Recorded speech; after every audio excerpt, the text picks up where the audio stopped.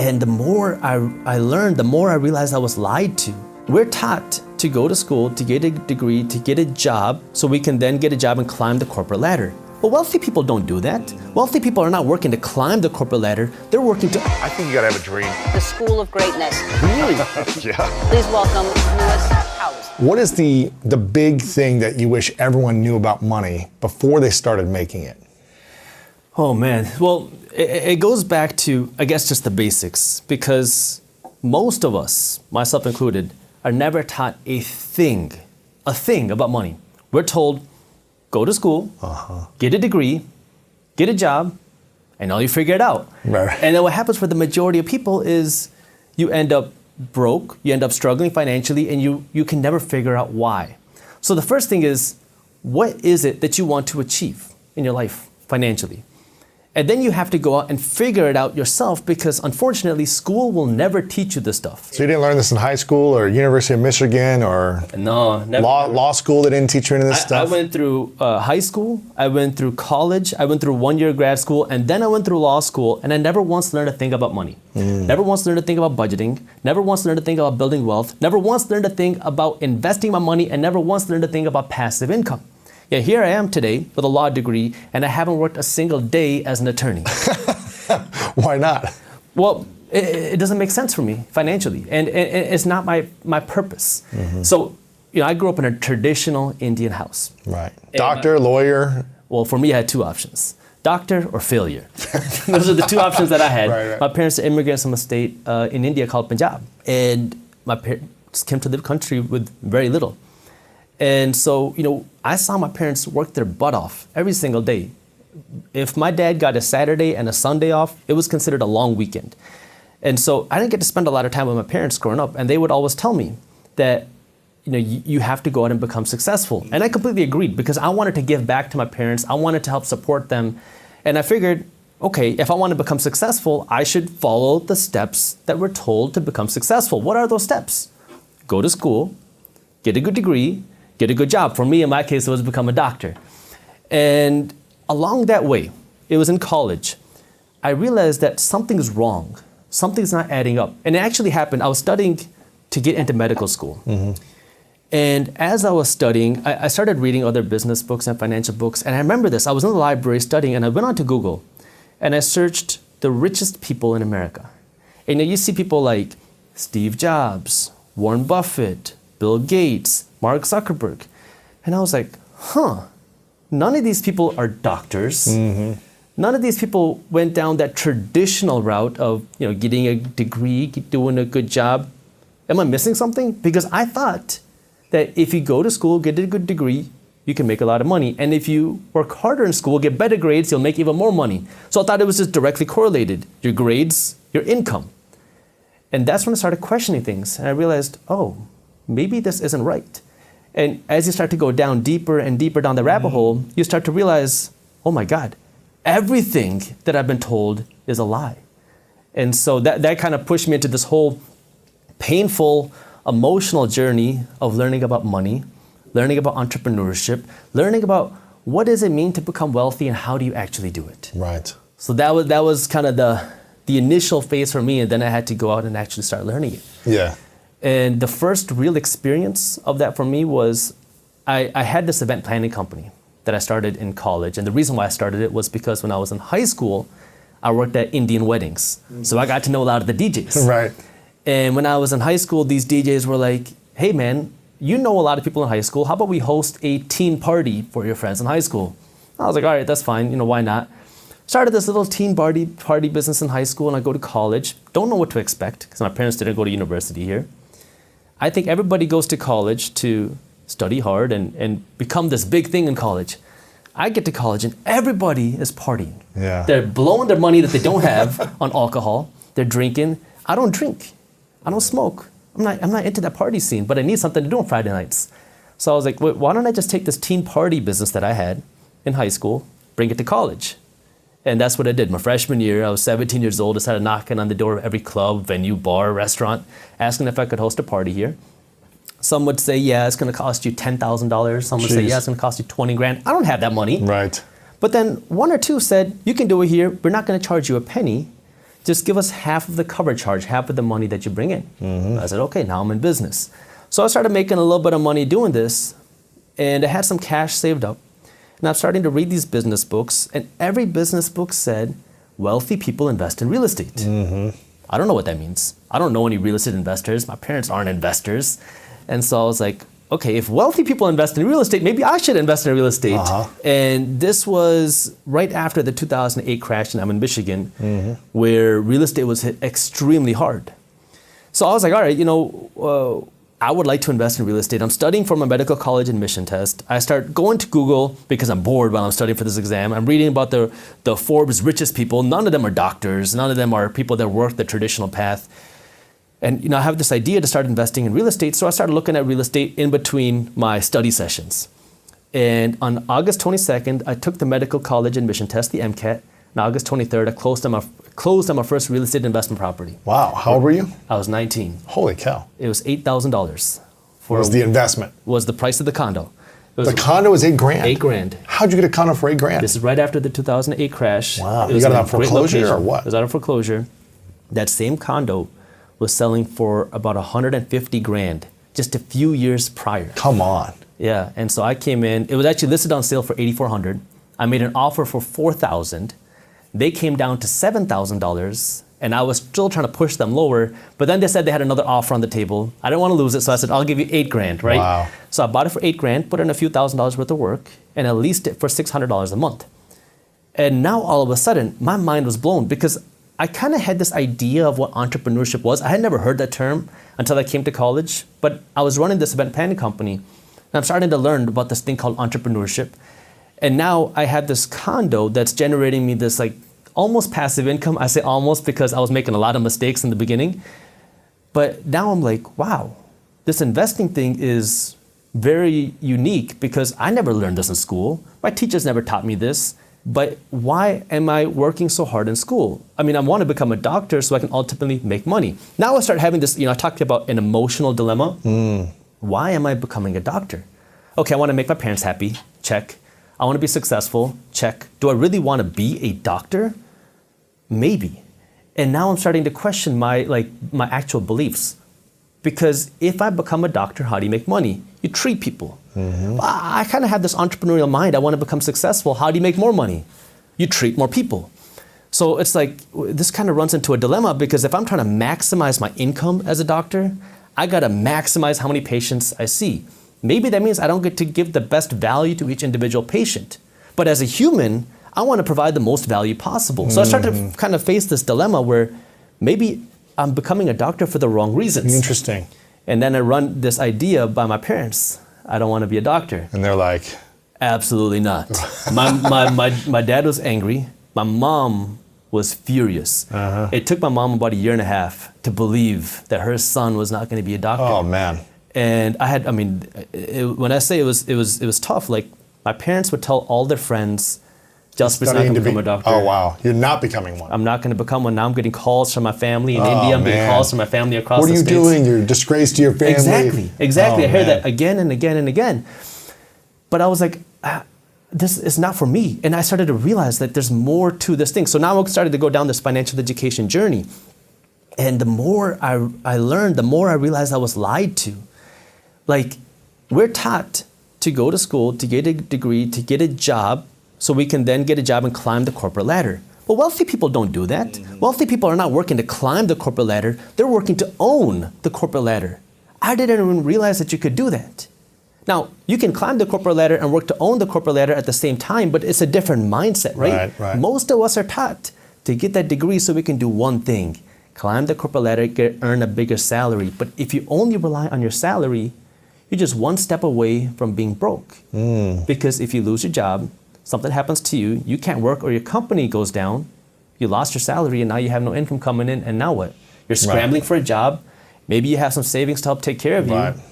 Or if you haven't been saving and you just spend on things all the time and you have no savings, then you're really screwed. You're going into credit card debt, right? And now you're trying to figure out how do you make things work. And by then it's too late.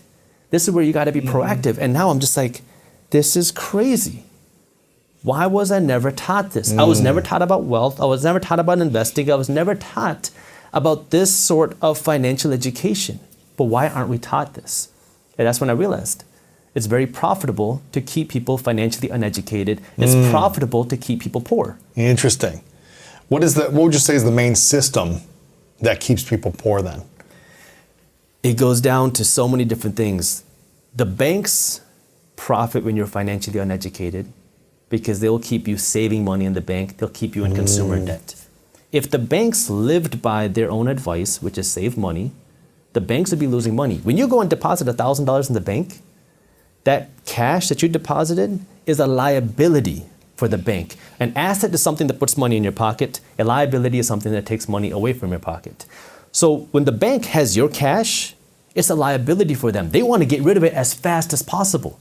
And the way they do that is by lending it out because it's an investment for the bank. They don't want to hold on to cash, but they want you to save your money. You want you to give them cash. Right. And just leave it there. Leave it there. And what's happening to your cash while it's there? It's losing value to inflation each and every day. Every day that you keep your cash in the bank, you're becoming poorer each and every day. Now it's funny, I made a video on this in 2016. It was my first video to go viral. It was called You're Guaranteed to Go Broke If You Do This. And I was talking about inflation at 2 to 3%. If you keep your cash in the bank, you're going broke every single day. Now here we are. 8.5%. 8.5%. Yeah. And now people are starting to realize, wow, this inflation is a real problem. And so now when you keep your cash in the bank is paying you 0.01%, maybe 0.5% if you're lucky, and they're turning around lending it for 5%, 6%.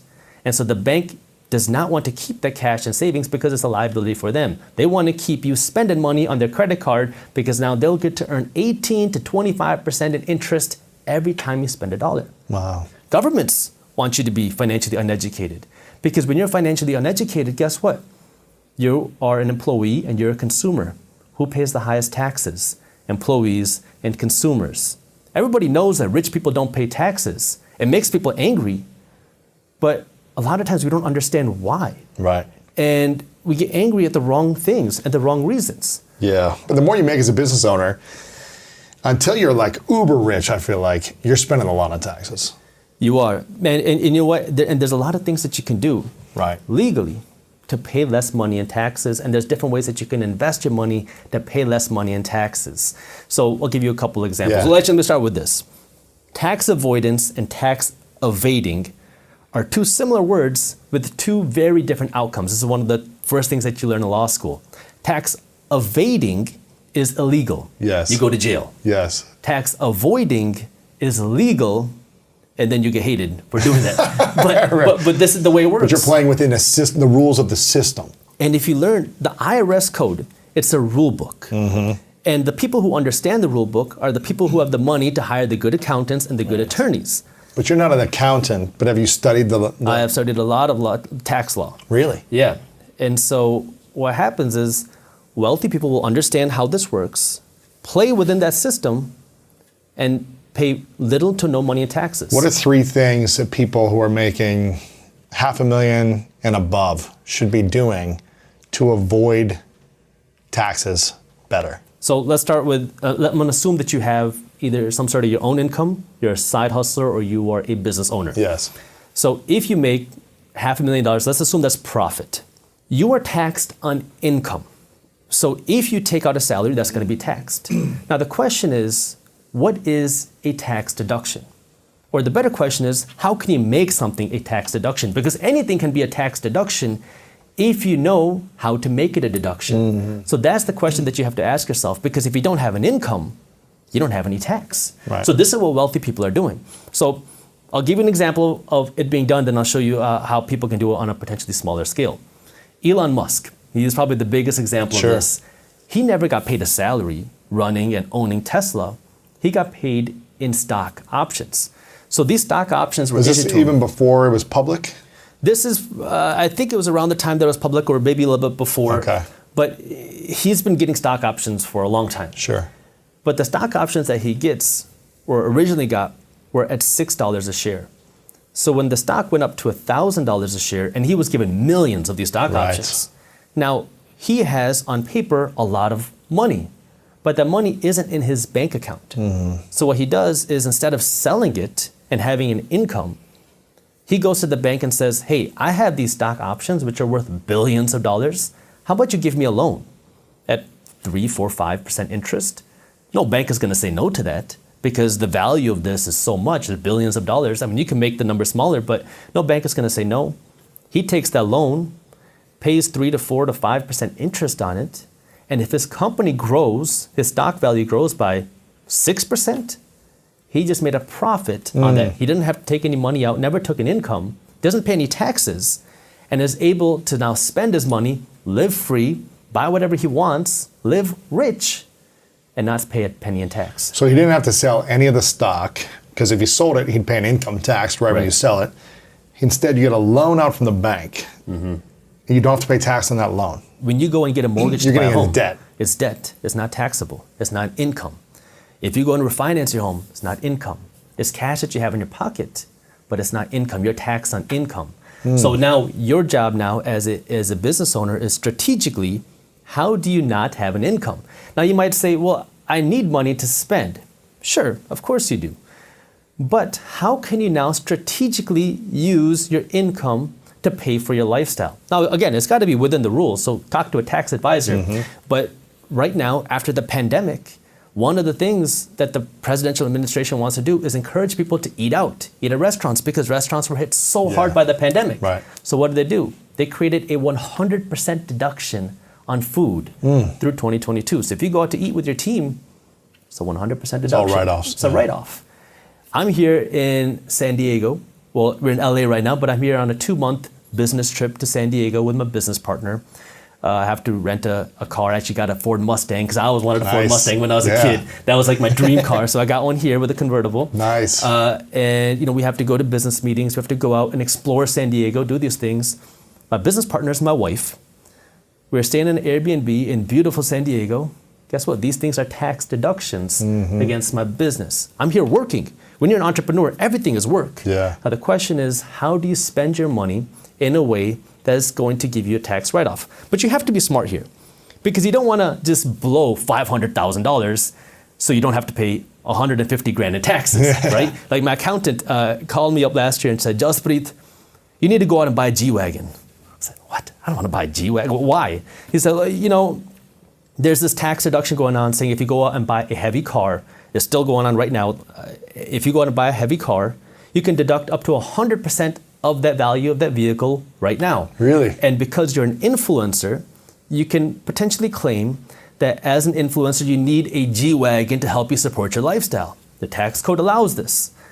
And I was like, well, I don't want to go out and spend 150 grand for a car that I don't necessarily need just so I can save, let's just say 50 grand on those taxes. So you have to be smart here and know what's right for you and not just spend your money to spend $1 to save 25 cents. Right. So you just need to know the right strategies that can work for you. And these things change over time, which is why the best thing that you can do is go out and hire a tax accountant, a tax advisor, somebody that isn't just going to file your taxes, but someone that's going to help guide you and say, all right, here are some things that you could potentially spend your money on. Here are where there are more benefits coming this year, next year, things that you want to do. And so there's going to be times where it's going to be more beneficial for you to spend money. There's going to be times where it's going to be more beneficial for you to take in money. And, it's all a game. Yeah. And this is what wealthy people understand. It's all a game. And a lot of people hate that, this person's not paying taxes, that person's not paying taxes. But at the end of the day, what you have to remember is somebody else wrote the tax code. Yeah. All that people are doing is they're trying to learn, okay, this is what the tax code is. What do I do? And, and then you kind of get into the other philosophical questions. Who's going to do better with 100 grand, the government or me? If I have 100 grand in my pocket, I can go hire an employee or two. The government's going to, spend that money wherever they spend it, and pennies will end up actually going to help people. I'm all for helping people. I think that's very important. As soon as we hit 1 million subscribers on YouTube, what we did was took my team, we went out to a teacher store, and essentially I asked them, hey, can we buy everything in your store? Wow.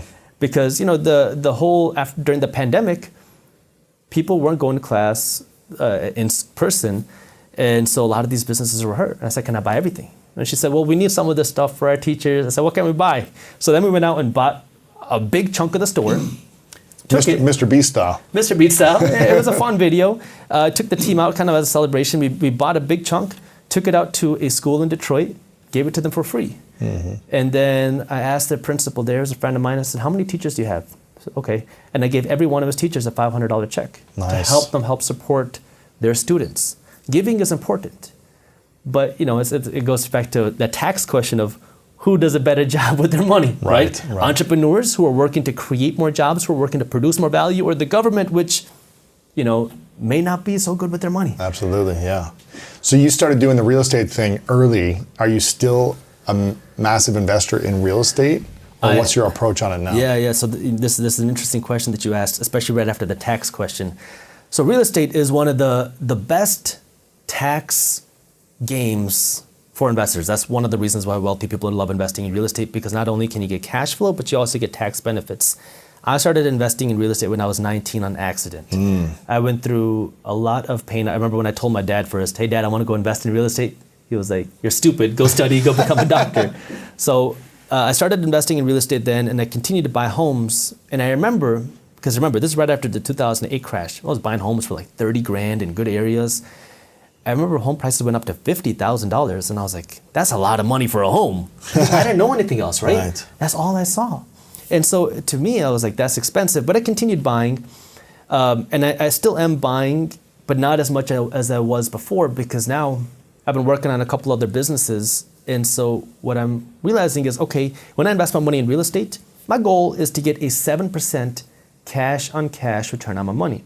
Meaning for every dollar I invest, I want to get 7 cents back in cash flow, positive cash flow every year. If I invest 100 grand, I want $7,000 of profit every single year. Well, I'm an entrepreneur, right? So I'm working on a couple of different companies, one of which is Market Briefs.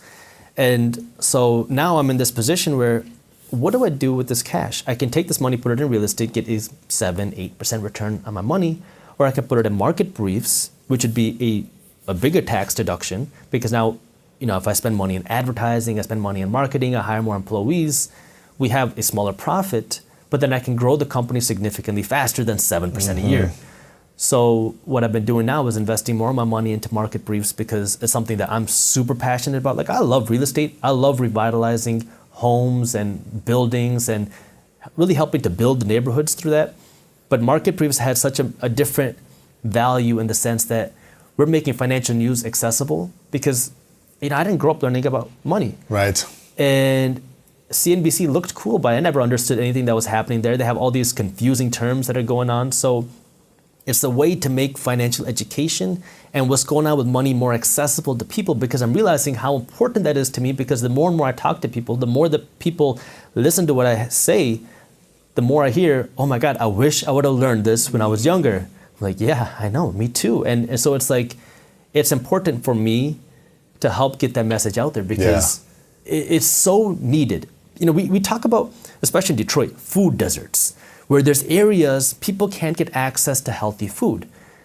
But this money desert, this financial education desert, it's so widespread, where none of us are taught a thing about money. And it makes me angry, because if I didn't accidentally start reading these business books, if I didn't accidentally start investing in real estate, I would be somewhere completely different. I have a lot of friends who are doctors now. They're working their butt off. They're also paying the highest taxes. They're also trying to figure out how to afford my lifestyle, because when you go and become a doctor, you make a good salary. But guess what? Now you have big student loans you got to pay back. Yeah. And now a lot of times you want to live that doctor lifestyle. You want to have the G-Wagon, you want to have the Range Rover, you want to have the nice car, you want to have the nice home. So now you graduate, you're 28, 29 years old, you have $500,000 of student loans you got to pay back. You're making a few $100 grand a year, but you're working your butt off. It's very stressful. And now you have all these new expenses, your homes, your cars. And how much does that $500,000 in student loan actually become after 30 years of paying it off? Oh man, yeah, over $1 million. Really? Yeah. So it's really, it's not $500,000 in loans, it's $1 million in loans that you're paying off for 30 years. Yeah. Right? Exactly. With the interest. And I want to add on that point, because the thing about student loans, we talk about who do you trust, where do you get your information from, right? Everybody, the system, it says go to school, get a degree. If we don't have money to get a degree, what do? Get student loans. I started looking deeper, right? You start asking the question, why? The number one liability for young people nowadays are student loans. And the government always talks about how we have this huge student loan epidemic, this huge student loan problem. But the number one asset on the United States balance sheet are student loans. Really? This blew my mind. You go to Google, search this. The assets on the United States balance sheet, number one asset. You'll see student loans are their number one asset. So on one hand, we have people talking about the importance of higher education, the importance of going into debt to get your degree. And then at the same time, that's your number one asset. It's holding so many people back from buying a home, from living their lives, from doing things, investing their money. Yet at the same time, it's keeping the government rich. Wow. This is where, that mindset, you have to start thinking a little bit differently and start asking questions to the status quo, to the system, to the way things are done. And, if you're like me, you're gonna get a little angry. You're gonna get frustrated because you're gonna realize, what the heck? Why are people not taught this? Why are we not taught how to use our money? Because nowadays, people are paying 50 grand a year to get a good college degree, but at the same time now, YouTube is decentralizing education. Free. For free. And you can learn from anybody you want. If you don't like the way that I sound, hit the X button, go to somebody else, right? Exactly. And it doesn't cost you a penny. You can learn from anybody, people who are actually doing what they teach, and you can learn from the comfort of your home. Now, Jaspreet, your channel is really inspiring, and you've interviewed and also just done your own research individually on a lot of these different topics about money. You've interviewed the top people on Bitcoin and cryptocurrency, investing in gold and stock trading and real estate and starting your own business and all these different things. With all the information that you've brought into your life, all the mistakes around money, the successes around money, the wisdom you've learned, the things you've tried, maybe the things you haven't tried. Yeah. If you could share 5 things you wish we all taught when we were younger about money. Yeah. With all this information that seems a little overwhelming and confusing, especially today with the NFT world and the crypto and all these different things. And what do you wish we taught everyone from the ages of 10 to 20? Sure. 5 different things around money. First thing would be, what is money? Because money, as we know it, is fake. Our dollars are just pieces of paper. I grew up thinking that our paper dollars are like the holy grail. You want to save this money because it is the most valuable thing there is. As I became older, I started to realize that that's not the case. Our paper dollars are just pieces of paper. It's fiat currency, which means it's issued by the government, and the value is backed through the strength of the government. Now, we're lucky here that the United States is the world's superpower. We have the world's strongest military. We have the world's strongest economy. But we can't stay on top forever. And inflation is when the value of your dollar goes down. So these dollars, which many of us think that if we hoard this, we'll become wealthy, save your money to wealth, is actually keeping you poor, and it's making you poorer each and every day. So the first thing you have to understand is, what is money? The second thing you have to understand is, what do wealthy people work for? And most of us, the majority of us, are taught to work to get a job and climb that corporate ladder. But wealthy people are doing something completely different. They're working to own the corporate ladder. They're working for something called equity. And this thing really blew my mind, because wealthy people are not working for that paycheck. They're working to own a piece of the company. That way they can get a piece of the profits. So the best way to understand this is, a lot of times people complain about how much money I'm making. I wish my boss paid me more. And this is where, if you start to understand the system, you'll start to ask the right questions. See, a big company, you have to ask the question, who are they working for? Are they working to take care of their employees? Are they working to take care of their customers? Neither. They're working to take care of one person, their shareholders. It's this concept called fiduciary duty. Right. I learned this in law school. The executives of a company have a fiduciary duty, not towards the employees, not towards the customers, but towards the shareholders, the owners of the company. Now, what that means, an easy example of this is, you're going out to dinner with your girlfriend or your wife, and you're on a date, and you get a text from one of your good friends, say, hey, let's go play Fortnite right now. Your fiduciary duty at the moment is to be with your girlfriend, to be with your wife, to be with your partner, to spend time with him or her. If you go out and leave, you're going to get in trouble, right? Yeah. So it's, who is your alliance to? And the shareholders, the executives, the CEO and the executives company, their fiduciary duty is to the shareholders, the owners of the company. So what are they trying to do? They're working to drive up the valuation of the company. So once you start to understand that, you'll realize why there's this big discrepancy between what people are paid and what people want to be paid. And when you start to understand that, you're going to change what you do with your money. That's why I said a minute ago or a little bit ago, wealthy people are working to not climb the corporate ladder, but own the corporate ladder. So how do you get that equity, that ownership? You have to own a piece of the corporate ladder. Now, if you work for a public company, that means now you can take some of your income and you can buy stock in the company. Maybe they pay you with equity. Maybe they give you some sort of revenue share. That's what we do in my companies. Or if your company doesn't do that, then you have to start taking this money that you're earning and you have to start investing it into a place where you're getting equity. Maybe that means stocks, maybe that means real estate. It could be, there's a number of different investments, but you have to work towards that equity. Yeah. The third thing is that you have to think bigger. I know I grew up thinking that somebody who looks like me, somebody who's brown, somebody who wears a turban, somebody who didn't have entrepreneur, investor parents could go out and do this. Because you think that somebody like me can't do this. My parents also told me that I couldn't do it. I didn't know anybody doing it. I didn't know any investors. But you have to be the one to take that first step. And once you start to take that first step, you're going to learn and see the second step. Then you take the second step and you're like, oh, I can start $100 investment here. You don't have to start with hundreds of thousands or millions of dollars. Start with $100.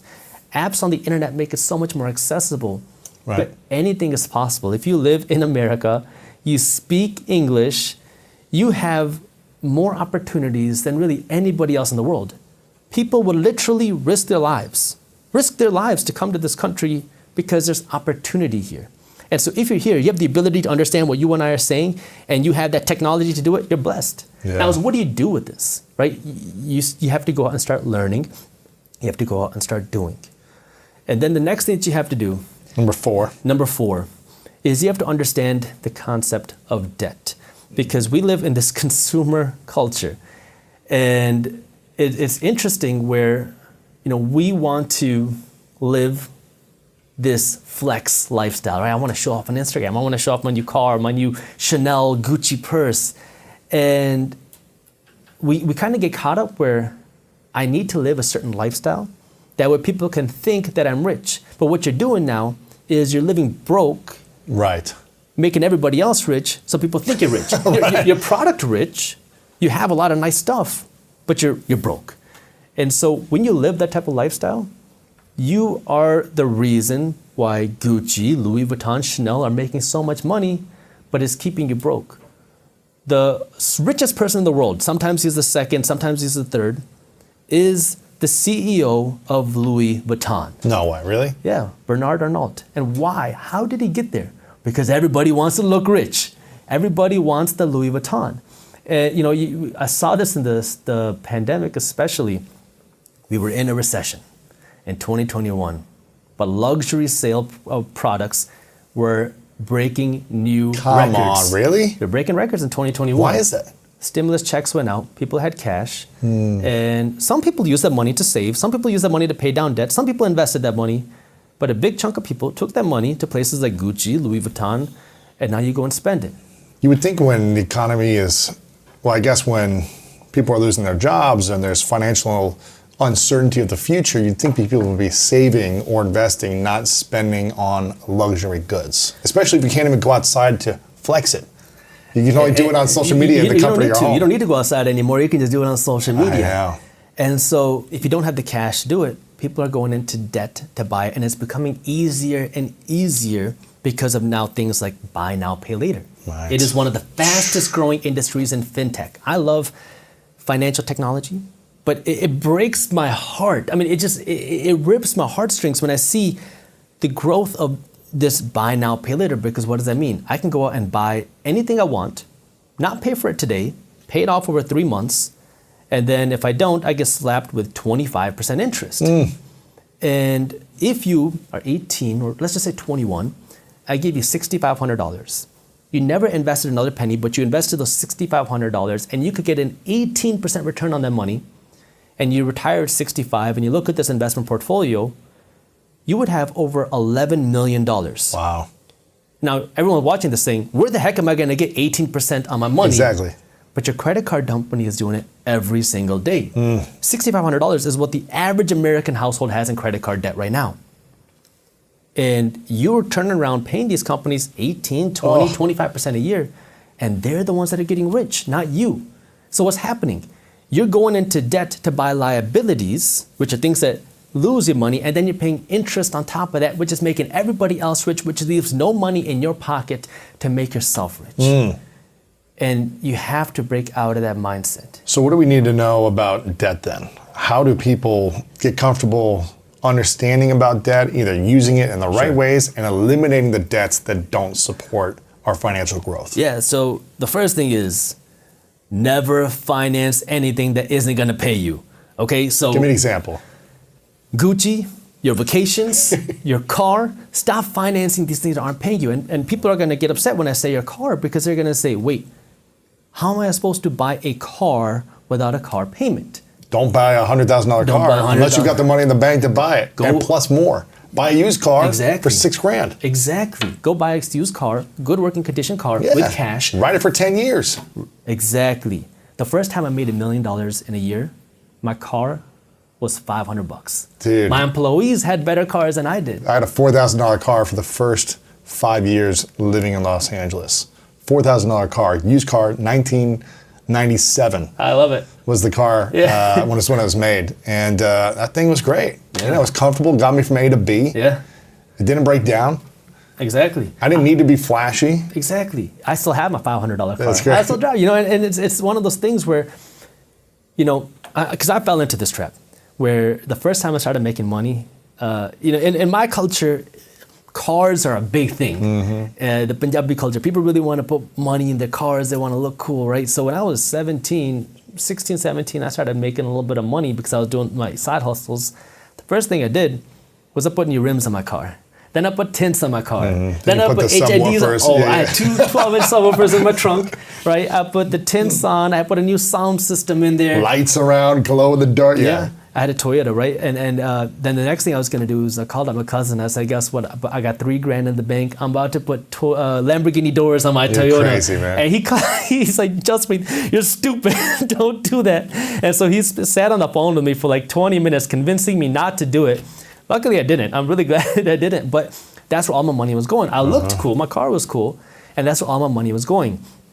I had $1,000 in my bank, and I went out and I bought a $1,000 watch. I was like 18 years old, right? Because it was like, I was in that industry, the entertainment industry. I wanted to look cool. And then, you know, I start to read these money books, and my mindset starts to shift. And now, all of a sudden, it's like I went from one polar extreme to the other polar extreme. I don't want to spend a penny. On anything. On anything. Unless it's making me money. Exactly. I don't want to spend anything unless it's making me money. So now I'm saving as much money as I can. I'm investing my money as much as I can. I'm trying to build my business. And I'm talking like I'm running my shoes into the ground. They have holes in them. I put a piece of tape, wrap it up. I'm going to school. I got rental properties, but I got my shoes that are taped up, right? And it's like, I realized that I'm going to go, like, I'm not going to make those same mistakes again. And you have to break out of that mindset. The first time I made $100,000 a year, I was in school. And I was living in an apartment paying $400 a month, including my water, my electricity, my cable, my gas, my internet, everything. Wow. And the reason is because I didn't have a room. I slept on the living room floor. I had a little mattress.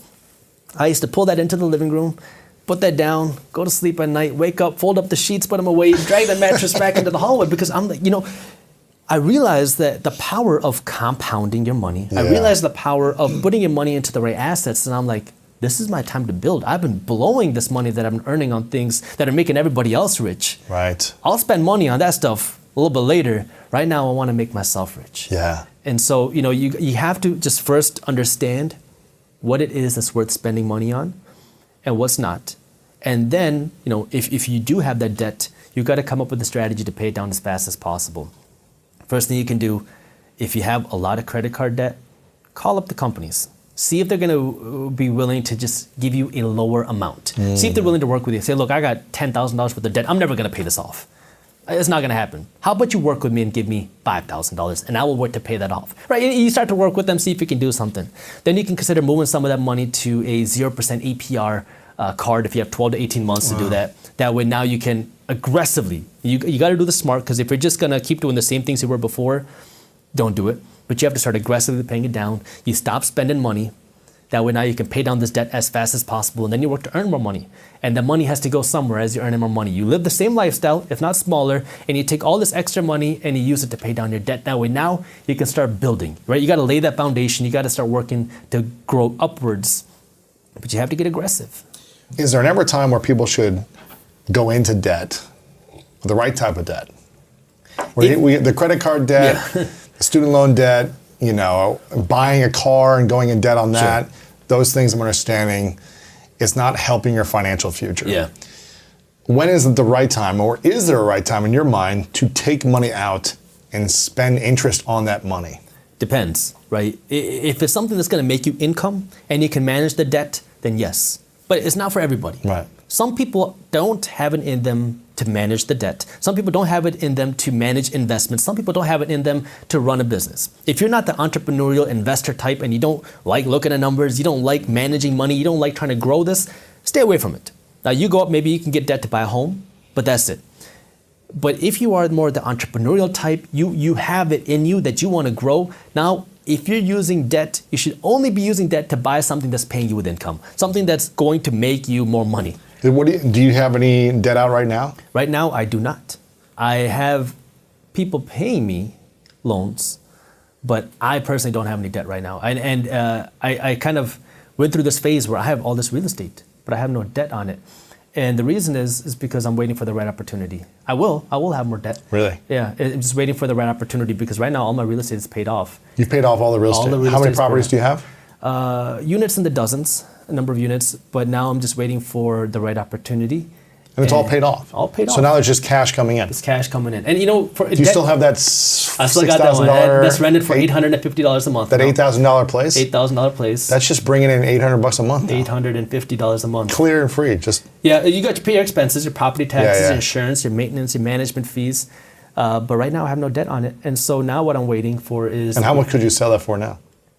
Probably 100,000, 120. I mean, I don't know the exact, but something in that range. It's not bad. Yeah, I mean, it's crazy, because when I buy real estate, I never look at what can I sell this property for. I'm looking for one thing: cash flow. Cash flow, yeah. And so this is a big mistake that leads people into a lot of problems in real estate, because when you start buying real estate, hoping that you'll be able to sell it for a higher price in the future, and things don't go as planned, then what? Yeah, you're screwed. Now you're screwed. So, for me, I look at one thing: cash flow. And will I be able to see more growth in this area? So I look where businesses are moving, where's money moving to? And then that's where I want to invest, because I know if property prices go up, hey, it's icing. Property prices go down, it's okay. I still got my rent, which is covering my costs. So what's your goal, right, with the dozens of units, for the opportunity for something bigger, or what's the plan? Something, it can be anything. Something bigger in real estate, and I'm looking for the right opportunity. But again, my focus now isn't in real estate like it was before. A few years ago, I was heavy in real estate, and Really? I was doing everything that I can there, and a lot more opportunities were there. I bought a property in 2021, haven't bought anything in 2022 yet. But my focus now is building my business, because I see a bigger opportunity there for me than real estate. That's why I've been I'm still involved in real estate, right, but not the way that I was a few years ago. Because you can earn more with your business if you put the attention and the energy and the money into building the team and the resources and the technology and those things. And it's more fun, because it's a lot more active for me. Yeah. And then, once this gets bigger, then I'll go back to real estate. But right now, like for the last few years, I've been kind of phasing slowly away from real estate as I can transition more into the business, because it's just more fun for me. Yeah. Okay, so understanding debt was the fourth thing. What was the fifth thing you wish people learned from 10 to 20 years old about money? You have to be willing to make mistakes, take risks, and start. And this one is hard, and it sounds simple, but a lot of people that I know, they are so hesitant to making that first investment, because what if I do something wrong? What if I make a mistake? What if my investment goes down?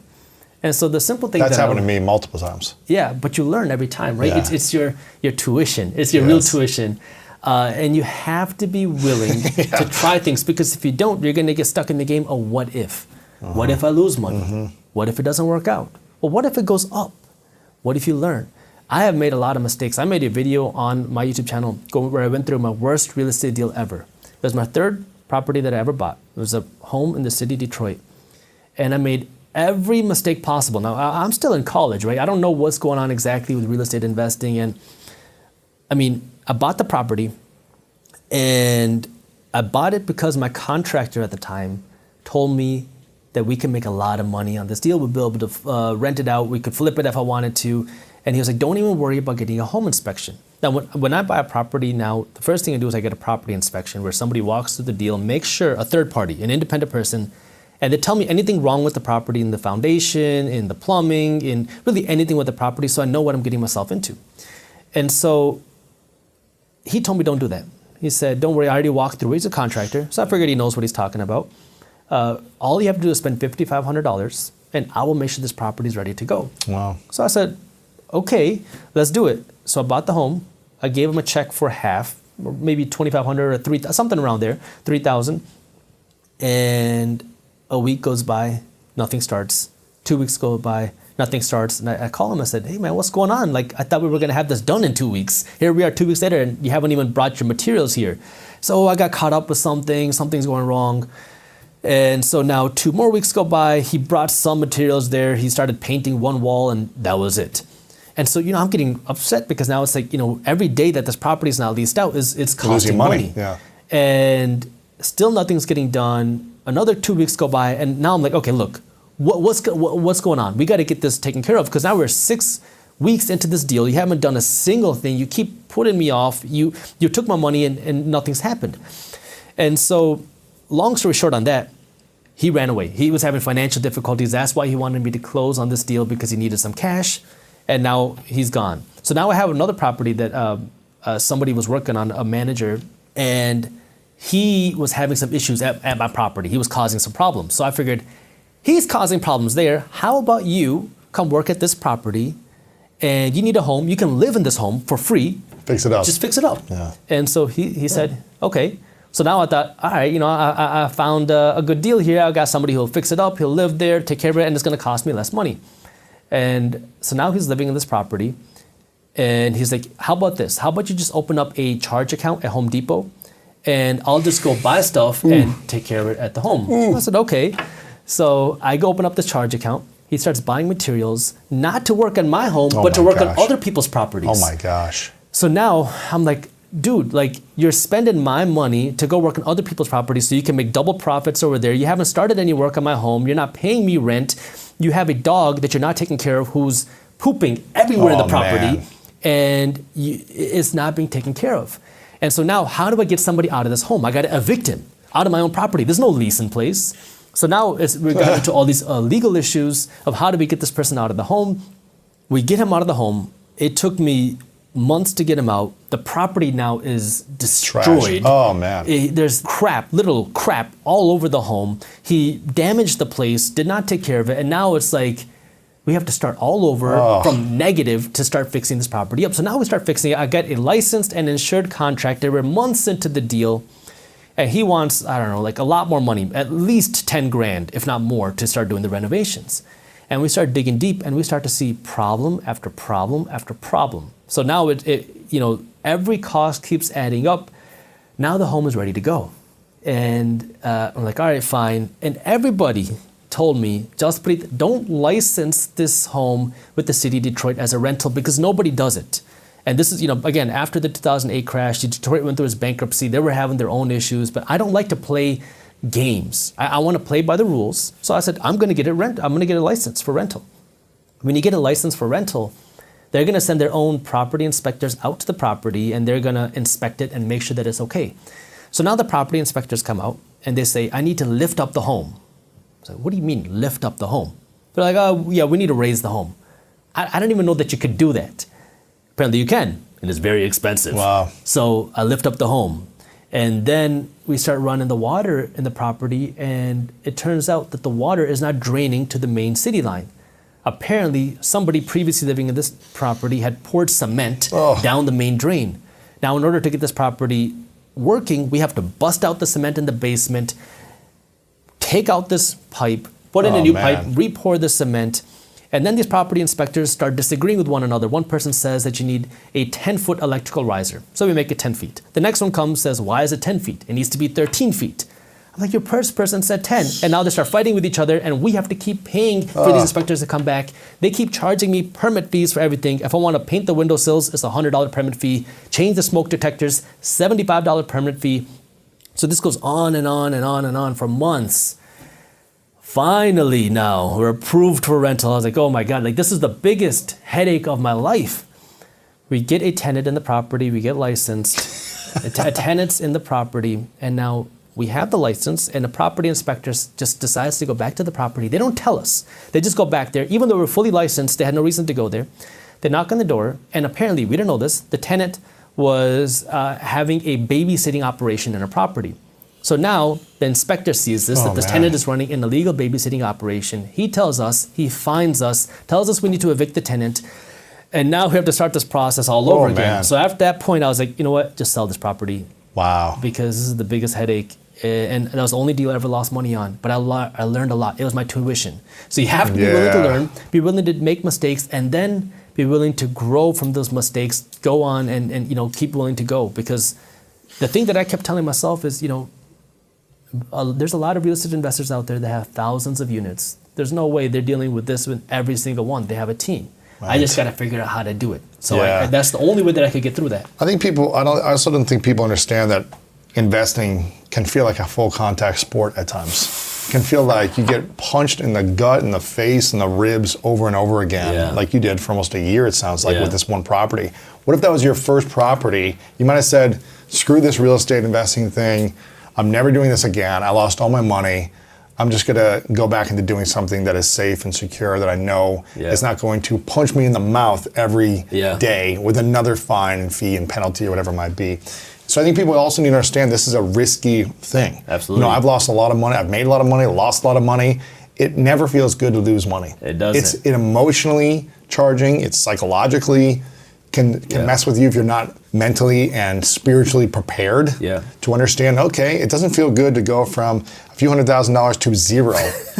In weeks, like some people did with the stock market or something in the last year, or real estate or whatever it might be, or with crypto going up and then coming down.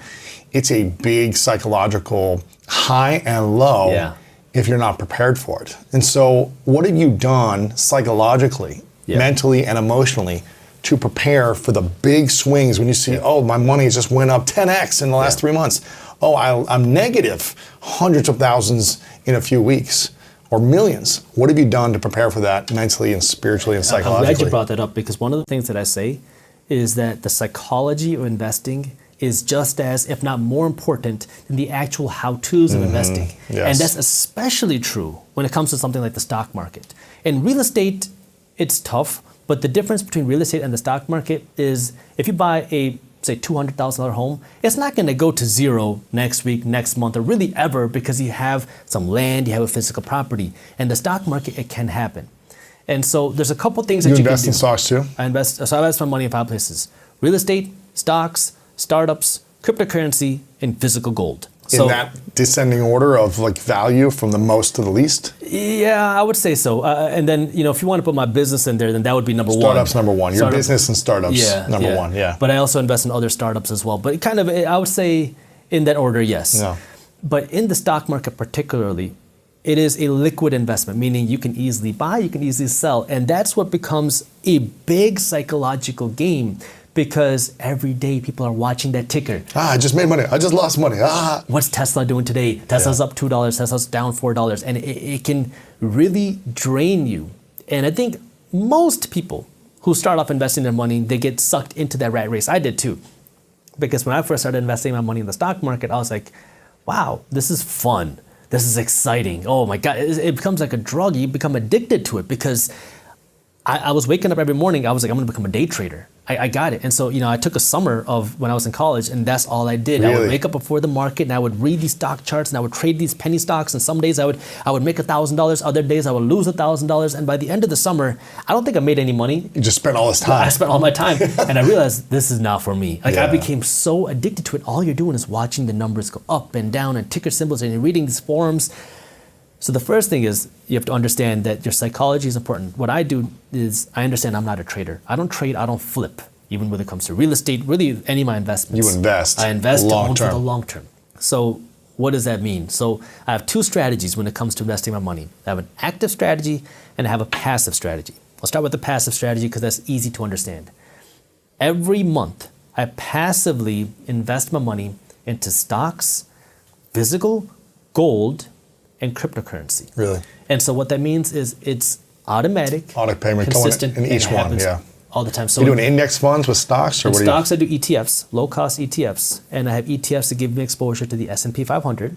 That's kind of your safe, your value. S&P 500 are the biggest 500 companies in the stock market. So that's the kind of the safe value play.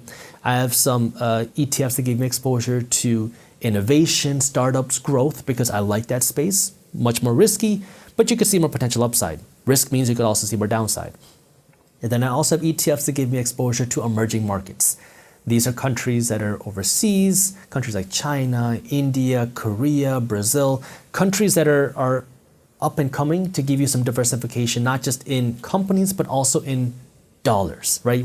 Diversifying out of the dollar, so it kind of gives me that protection. So every week I have money that's leaving my account and being invested into these different ETFs. I don't care whether the market's up or down. It happens every week. In physical gold, every month, I use an app for this. There's a lot of apps that allow you to do this. Yeah. I have money that's withdrawn out of my bank account Really? that buys me physical gold. Really? Now, people are going to say, why gold? For me, it's real money. It's another way of saving real money, because now if I have 50 grand of cash, would I rather save and bury that 50 grand of cash in my backyard, or bury 50 grand of gold in my backyard? I'd rather bury the gold because I know that 50 grand of cash is guaranteed to lose value every single day.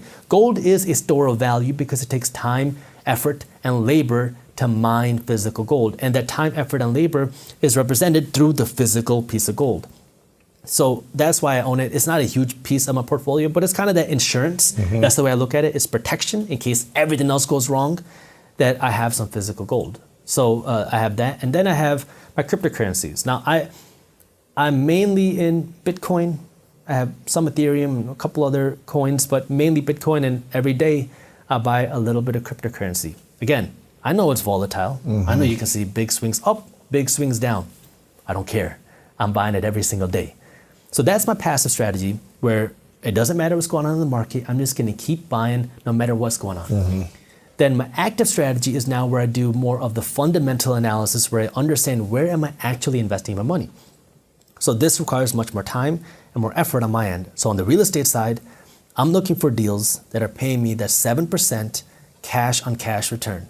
And so I'm going to be analyzing the numbers, looking through properties, walk through a lot of deals, and when I find something, I will go out and buy it. In the stock market, rather similar. I'm looking for companies that I believe in, that I believe are good fundamentally. Fundamentally means looking at the numbers, right? What do the revenues look like? Have the revenues been growing? How fast are they growing? 10% a year, 20% a year?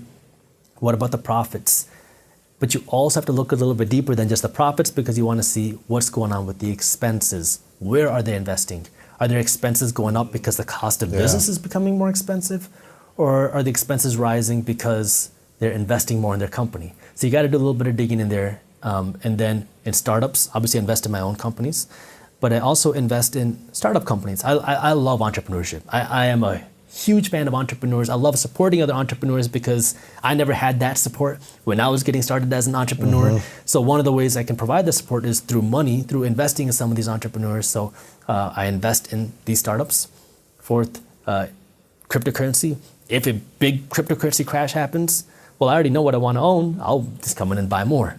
And with gold, I don't really actively buy gold, but that's the 4 ways that I actively invest my money. Sure. And where are the 3 biggest revenue streams coming from for you?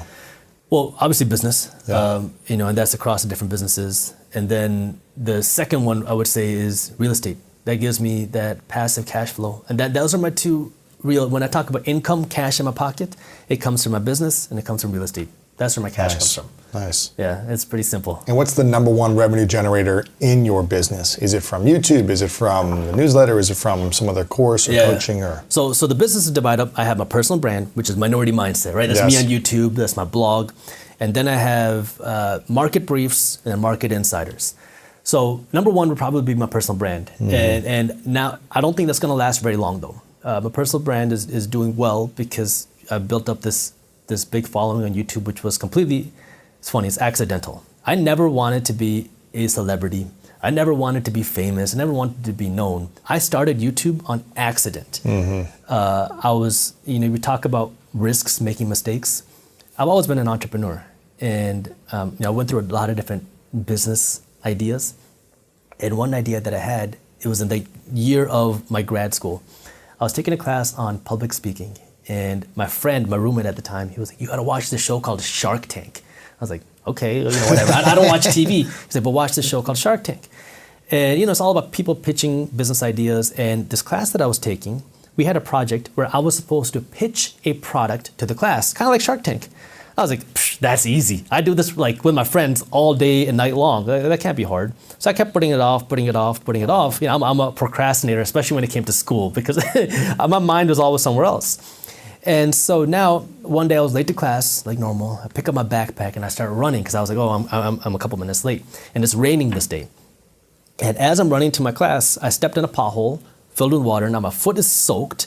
I sit down, I'm like, I'm wet, my socks are wet, I'm uncomfortable, and the teacher just goes, "Jaspreet, it's your day." I'm like, "Your day for what?" She's like, "It's your day to present." And I was like, oh my God, I forgot. And so, obviously I don't tell her this, but I go stand in front of the class, and I'm like, "Jaspreet, think of something, anything, just think of something." And so the first thing that comes to my mind were my wet socks. So I go up in front of the class, no practice, no preparation, and I pitch this idea of water-resistant socks. That way now you can be an athlete, you can walk around and not have to worry about stepping in puddles. I sat down, I was like, "Nice job, Jaspreet." But that's actually kind of a cool idea. So I go home and I start Googling, water-resistant socks. And they had these like really thick, uncomfortable looking things that people wore when they go fishing and stuff. But nothing made for like athletes, people to wear in their regular life. So I was like, oh, maybe I'm onto something. So then I spent a lot of time trying to develop this technology, working with textile engineers, working with sock manufacturers, and I created a water-resistant sock. And now I go to launch this company, and I got approached by a marketing company, quote-unquote marketing company, and they said they're going to help me blow up my sales, they're going to help me do all this stuff, they're going to help me make all this money. And I was really skeptical. And then they said, "Don't worry, we have a 100% money back guarantee. If you're not completely satisfied, if we don't make our money back, you can get all of your money back." Well, I said, okay, that sounds pretty good. So I gave them money, it was a few grand, I think like $3,500, which was a lot of money. And the next day, after I gave them the money, I had a bad feeling in my stomach. I was like, I'm a marketer. I like the way I can promote products. I just something didn't seem right. So I call up the guy and I say, "Hey man, I know that we haven't started yet. Look, I just want to have my money back. I want to end this on amicable terms before you guys spend any money. Let's just end it now." And he said, "Okay, no problem." Puts me on hold, and I was in the gym at the time, and I was really frustrated because I was between sets, and he puts me on hold for a long time. And then all of a sudden the phone line goes beep. Ooh. And I was like, oh, something's not right. So then I call up the other number I have, they don't pick up, I start emailing them, and I never hear from them again. Found out I got scammed. They were a fake company. Ooh. So now I was irritated. I launched the company. We had an amazing launch. I don't remember exactly, but in the first 30 days, we did over either $17,000 or $20,000 in sales right off of the gate. And I had this like kind of chip on my shoulder. I was like, that's not cool. Like, nobody supported me as an entrepreneur. Nobody wanted me to do this, especially when it came to the sock business. I mean, there were so many jokes thrown at me because they're like, "Oh, you left medicine to go sell socks." Right. It's like, I was just so frustrated by it. And I was like, people don't see what I see. They don't have my vision. I want to do something to help other people like me. So I put out this course on Udemy, $7, on how to launch a business without getting screwed over. I didn't really care about making money. I just wanted to help people because I was so angry. And people loved it. And they were like, "Dude, can you please start a social media page, start an Instagram page?" And I did it under the alias Minority Mindset. The whole idea being just thinking differently than the majority of people, because that's what I thought I always did. From the point where I started hosting parties instead of going to the parties, to then buying real estate when everybody was out blowing their money they didn't have in college, to now starting this company.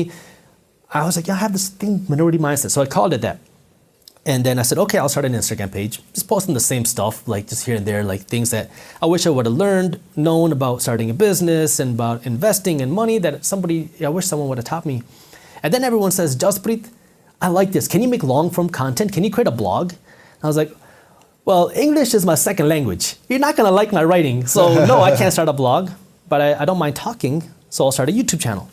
So then I started this YouTube channel called Minority Mindset, and that slowly, organically started to grow. And I never started it with the intention of making money. And it's funny, I tell that to people now and they're like, there's no way that's true. Like, you have to have some idea of trying to make money. And I really didn't. I was recording the videos off my phone, so I had really no expenses. I think I spent like $30 on a tripod. That was it. Like, I had no lights, I had no fancy equipment. And then I think we were close to 10,000 subscribers, and my buddy comes up to me. He says, hey, how much money are you making from Minority Mindset? I'm like, I'm not making any money. He said, from your YouTube advertisements. I'm like, what are you talking about?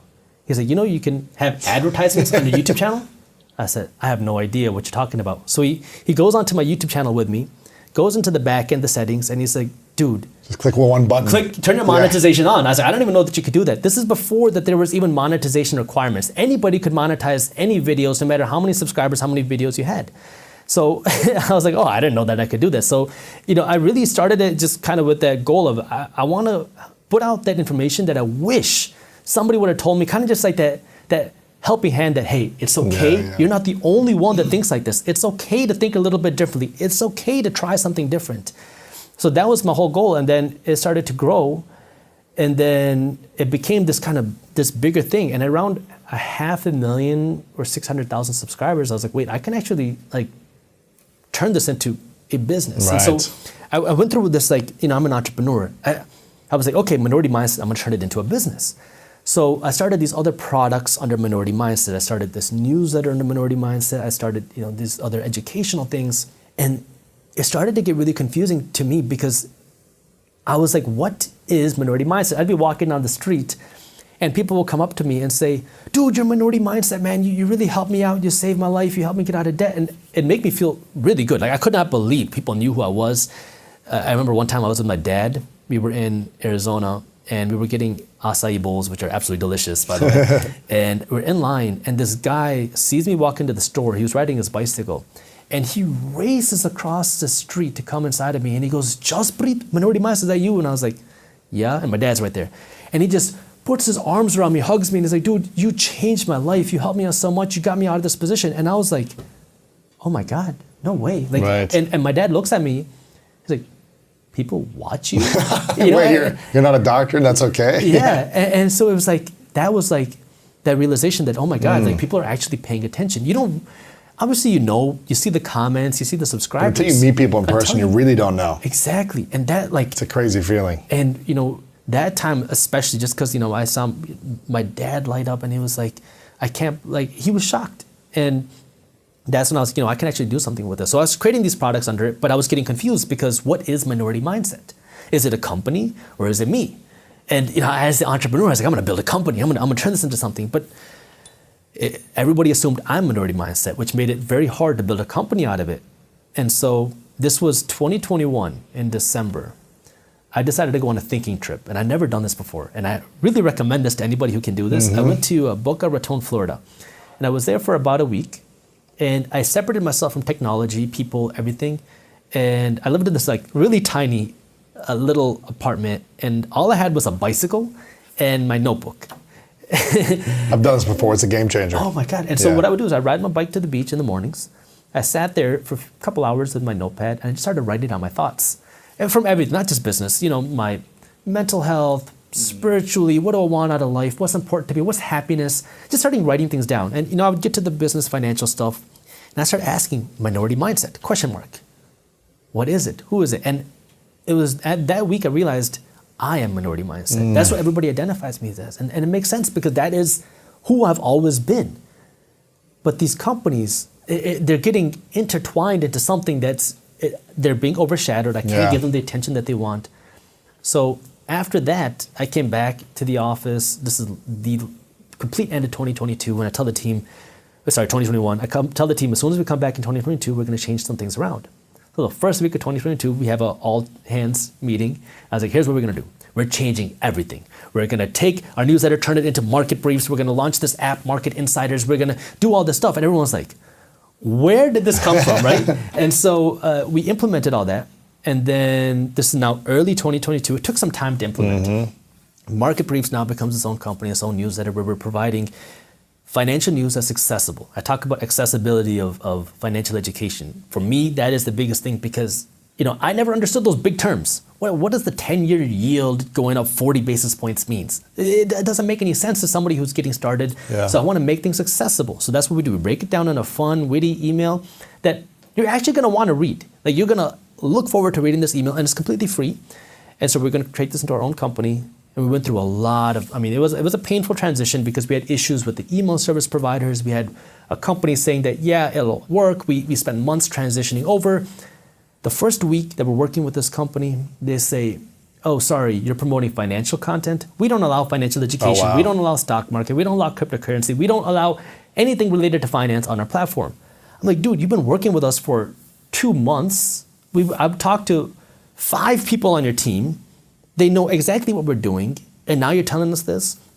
So we had to start the whole process over. So it was a big, it was a part of an entrepreneur. You Sure. get punched in the mouth. Yeah. Big mess. We go somewhere else. And now, it was April of 2022 where things finally were like, all right, we got it situated. Now we're going all in. So, you'd ask, where is most of the revenue coming from? It was YouTube, and it is, but I won't be long because, I talk about how YouTube funded my business. I take the revenue from YouTube, I'm investing all of it back into my companies because I want to turn right. market briefs into something big, man. Because it is needed. It is so important because if you're an investor, you need to know what's happening. And you want to be aware of what's happening. You Right. don't got time to go through Yahoo Finance, Wall Street Journal, Forbes, CNBC, all these different companies. And then you have to parse through all these headlines, see what's important. Then you have to dissect what's actually happening. We break it down in 5 minutes or less. We have really smart people working on this. That, and then also just making it aware to people who were never given this financial education. It's beautiful, man. And so that's, it's important to me. In terms of the financial education side, what do you think is the difference between an abundance mindset and a poor mindset? I'll give you an example. Okay, I bought my first real estate property when I was 19. Right after that, I was like, I want to be able to look at my own deals. You have to use a real estate agent to go look at properties. So right after that, I was 20 years old. I went out, I got my real estate salesperson's license. Nice. I'm in college. So now I start helping people buy and sell homes. And I had this one couple that I worked with. They were looking for between a $400,000 and $500,000 home. And so I helped them for months go from property to property to property. They were very picky. So I spent months just going through this. We finally found them a property. It was somewhere between $400,000 and $500,000. Within their budget, it had everything they wanted. It was facing the right direction. It had the right color door. The rooms were the right sizes. It was perfect. So now they're like, oh, Jaspreet, you did it. You found a property. Let's enter into a contract. And I said, okay. And I remember this because they sat me down in one of the bedrooms and said, we want to talk. So we want to put an offer on this property. We're ready to go forward. But there's only one condition. We want you to put half of your commission in the deal. Ooh. I said, why? They said, well, you're 20 years old. And if I get typically you get 3% on the buyer side. So if it's a $500,000 property, that's 15 grand in commission, between 12 and 15 grand. And so they were like, we don't think that 12 to 15 grand is worth it for just signing the papers to help us buy this home. Plus you're only in college. And I was like, okay. And I'm a hardhead, right? Especially 20 years old. I was like, okay. So they're like, yeah, we think if you just put 6 grand into the deal, we'll move forward to the property and ready to buy it. And I was like, nope, I'm not doing it. Wow. You can do it with somebody else. And I walked away. And a month later, were not able to get the home because they weren't able to do the paperwork fast enough. They called me back up. The wife calls me and she says, Jaspreet, we weren't able to make it work, but we found another property. Would you be willing to show it to us? I was like, no.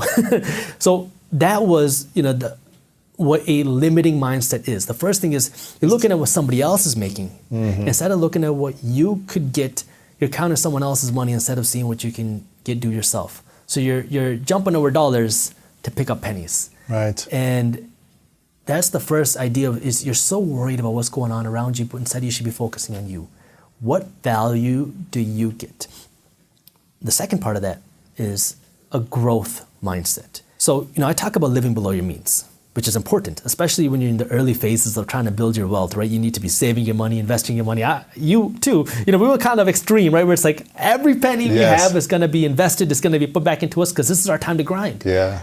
But you don't have to be super extreme, but let's just say you're putting aside 25% of your income. So if you're making 40 grand a year, that's $10,000 put toward your savings and your investments.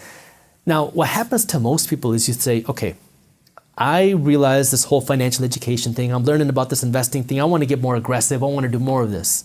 How can I do more? Well, that's when you're trying to now squeeze more pennies out of your pie. You try to go from saving and investing 25% to 30% and 35%, but there's a limited pie, right? So what you should be doing is thinking, okay, I'm making 40 grand, saving and putting aside 25%, fine. Maybe I can do more if you're into that, like I'm gonna do whatever it takes, extreme, right? Which is fine.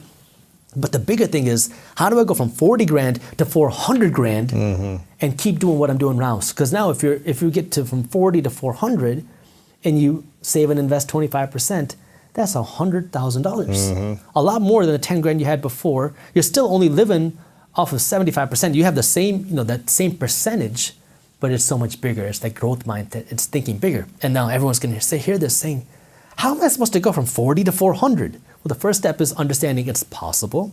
Then you start learning. Then you start doing. You start making mistakes. And then you learn from your mistakes and you fix them. But until you break through that mindset and you realize that it is possible, I can do this. No matter where I come from, what I look like, what my background is, it's possible, but I need the right education. YouTube has made it so much more accessible. Read books, start learning, and then you start taking steps. It's not gonna happen overnight, but you'll start taking steps towards that. Right.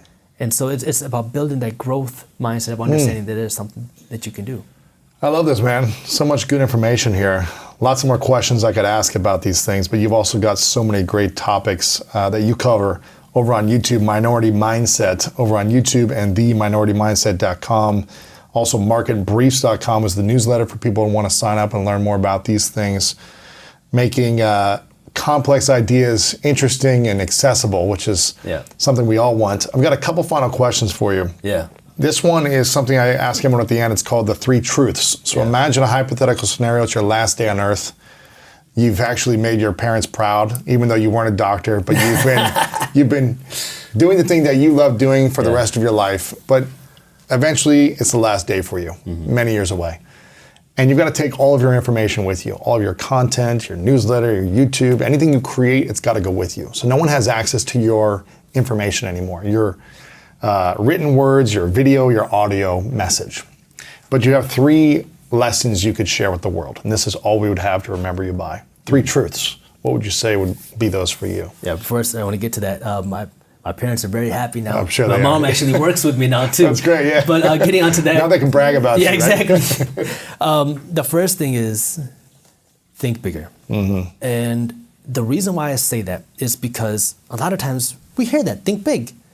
But when you're thinking big, you're probably 99% of the time not thinking big enough. You can think bigger. Cross it off, think even bigger. When I started YouTube, I never thought that we would hit 10,000 subscribers, let alone 100,000 subscribers, let alone 1 million subscribers. I used to joke around with my friends that if we hit 100,000 subscribers, I made it. If I hit 1 million subscribers, I'm gonna shut the channel down. Because it's not possible that 1 million people are gonna watch this weirdo on YouTube talking about guacamole, talking about financial education. There's not 1 million people that wanna do that. I'm a big thinker. I'm an entrepreneur. I've always thought big, yet here I am with these limiting beliefs of myself. And I think I'm this person who thinks crazy, who thinks big. So if you're thinking big, you're not thinking big enough. Because that's gonna be your own limiting beliefs.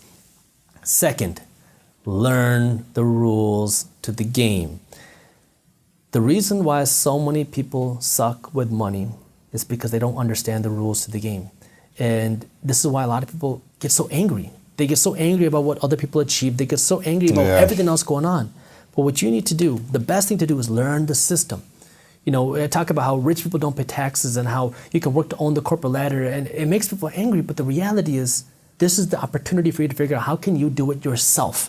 This is what the system is. You can hate it, you can cry, you can scream, you can complain. That's what I used to do. I thought it was horrible. Money was a taboo topic when I was growing up. And I was like, it's unfair that people are doing this.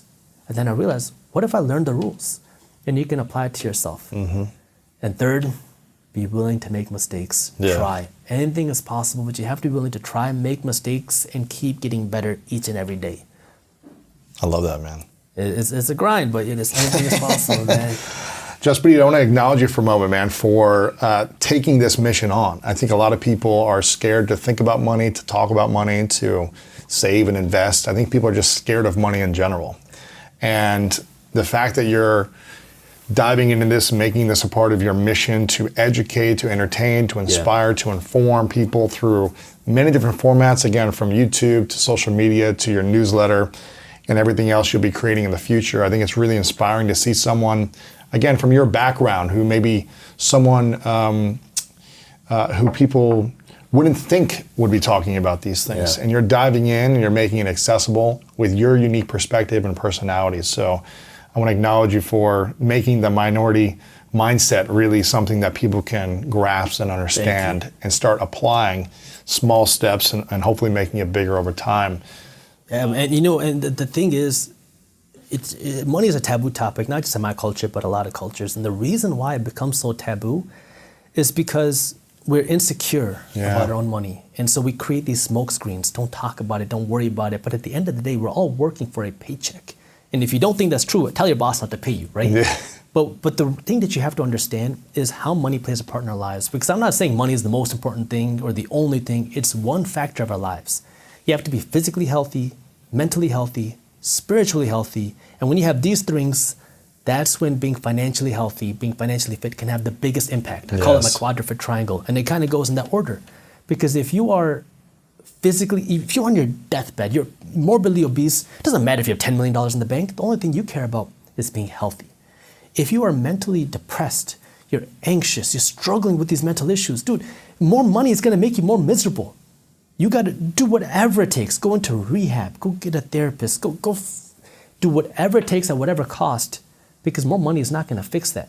And people try to think that I'm struggling with these mental health issues. If I go make $1 million, I'll be happy. People will like me. It's a big lie. You're gonna be more miserable. Then you have to be spiritually healthy. Spiritual health does not mean you have to be religious. For me, it's what is your purpose? Why are you getting up every single day? What's the reason of getting out of the bed? And that's gonna keep driving you to live a fulfilling life, whether it's for 10 grand or $1 million or 10 million, it doesn't matter. Once you have those three things, that's when being financially healthy has the biggest impact and the biggest power, because now you can live a fulfilled and a happy life. And the money is just the icing, man. It's just icing on the cake. The cake is everything else. You can't take good icing, put it on a crappy cake and expect the cake to taste good. Right. You gotta build a good cake first, and then the icing just makes it that much better. That's a good principles, good foundation. I love that. It's all about food. I love food, if you can't tell. Okay, final question for you. What's your definition of greatness? Always striving for better. Always wanting to be a little bit better every single day. Jaspreet, thanks, man. Lewis. Appreciate it. Good stuff, man.